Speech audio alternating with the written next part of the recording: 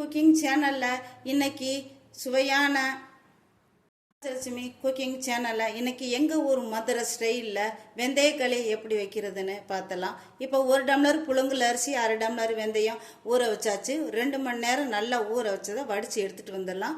இப்போ தண்ணியை நல்லா வடித்து எடுத்துகிட்டு வந்துடலாம். இப்போ ஒரு மிக்சி சாறு எடுத்து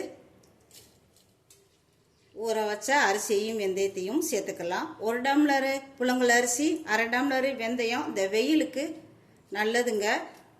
வெந்தயக்களி சாப்பிட்டா உடம்பு சூடு குறையும், வயிற்றுக்கு நல்லது, வயிற்று புண்ணுக்கும் நல்லது. இப்போ அரைச்சிட்டு வந்துடலாம். ஒட்ட நல்லா அரைச்சிட்டு வந்துடலாம். கொஞ்சம் கொஞ்சமாக தண்ணி சேர்த்து அரைச்சிட்டு வந்துடலாம். நெய்ஸாக நல்லா ஒட்ட நல்லா அரைச்சிட்டு வந்துட்டேன்.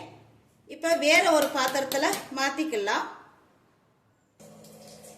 இப்போ வேற ஒரு பாத்திரத்தில் மாற்றிடலாம்.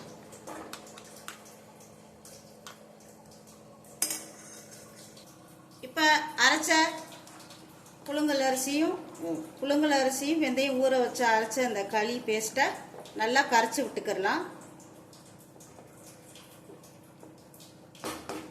இப்போ இதுக்கு கொஞ்சம் போல் உப்புத்தூள் சேர்த்துக்கிறலாம். கொஞ்சம் போல் உப்புத்தூள் சேர்த்துக்கோங்க.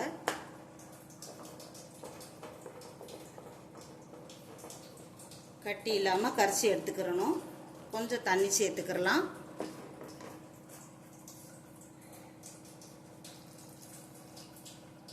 இப்போ ஸ்டவ் மேலே ஒரு இரும்பு கடாய் வச்சுருக்கேன். பாத்திரம் கொஞ்சம் கனமாக இருக்கணும், அப்போ தான் நம்ம கிண்டும் போது அடி பிடிக்காமல் இருக்கும். இப்போ நல்லா சூடாகட்டும். இரும்பு கடாய் நல்லா சூடாகட்டும். இப்போ நல்லா சூடாயிருச்சு. கரைச்சி வச்ச களியை சேர்த்துக்கலாம். தாராளமாக தண்ணி சேர்த்துக்கலாம். இன்னும் கொஞ்சம் தண்ணி சேர்த்துக்கலாம்.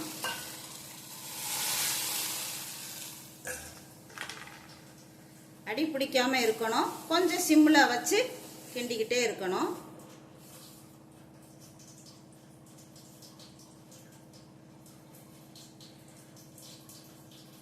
கட்டி இல்லாமல் இப்படி கலந்து விட்டுறணும். எங்கள் ஊர் மதுரை ஸ்டைலில் இப்படி தான் நாங்கள் களி கிண்டி சாப்பிடுவோம்.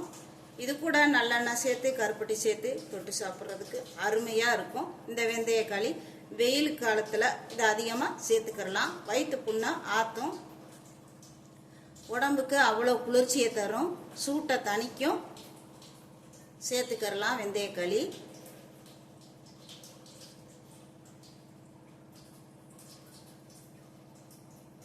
ஊற்றும் போது கொஞ்சம் லிக்விட்டாக தண்ணியாக இருந்தது. இப்போ பாருங்கள், வெந்து நல்லா கெட்டியமாக ஆயிடுச்சு.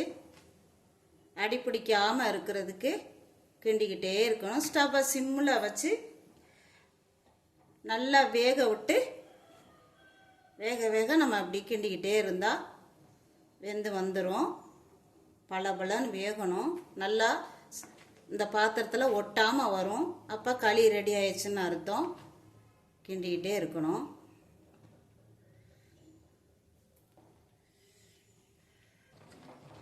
ஒட்டாமல் இருக்கிறதுக்கு கொஞ்சமெல்லாம் நல்லெண்ணெய் சேர்த்துக்கோங்க.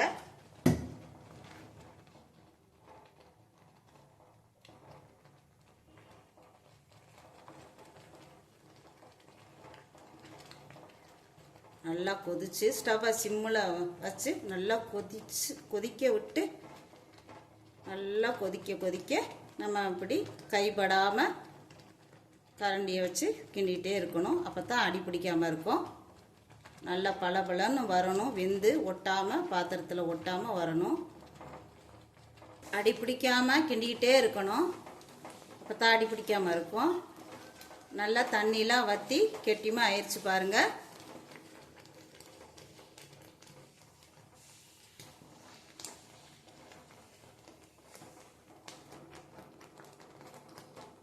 கிண்டிக்கிட்டே இருக்கணும். அடி பிடிச்சிக்கிறோம்.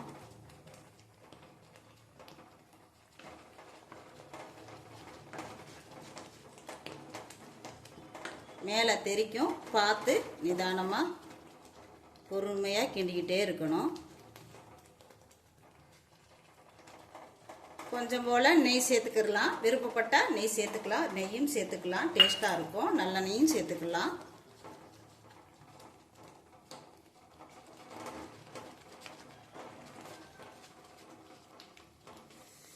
கலந்து விட்டுக்கிட்டே இருக்கணும். அப்பப்போ தண்ணி தொட்டு வலிச்சு விட்டுறலாம். சூடாக இருக்குது, பார்த்து நிதானமாக செய்யணும்.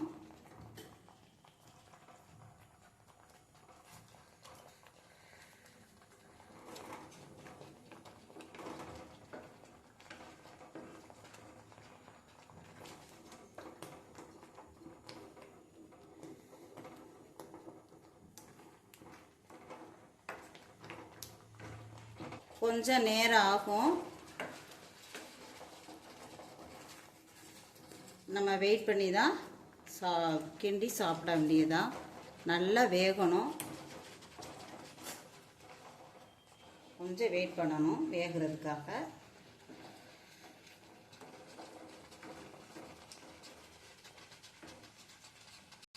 இப்போ ஊற்றும் போது எவ்வளோ இருந்தது, இப்போ களி நல்லா வெந்து கெட்டியமாக ஆயிடுச்சு பாருங்கள். இப்போ பேனில் நல்லா இப்போ ஒட்டாமல் வருது. இப்படி வரணும், வெந்துருச்சுன்னு அர்த்தம்.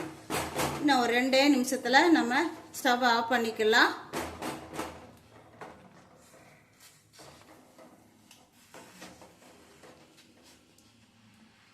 இப்போ வெந்தய களி ரெடி ஆயிடுச்சு. ஸ்டவ் ஆஃப் பண்ணிக்கலாம். இந்த மாதிரி ஒட்டாமல் வரணும், வெந்துருச்சுன்னு அர்த்தம். சுவையான மதுரை, எங்கள் ஊர் மதுரை ஸ்டைலில் வெந்தய களி ரெடி ஆயிடுச்சு. இப்போ நான் சாப்பாடு வீடியோவில் காமிக்கிறேன், எப்படி சாப்பிட்றதுன்னு காமிக்கிறேன்.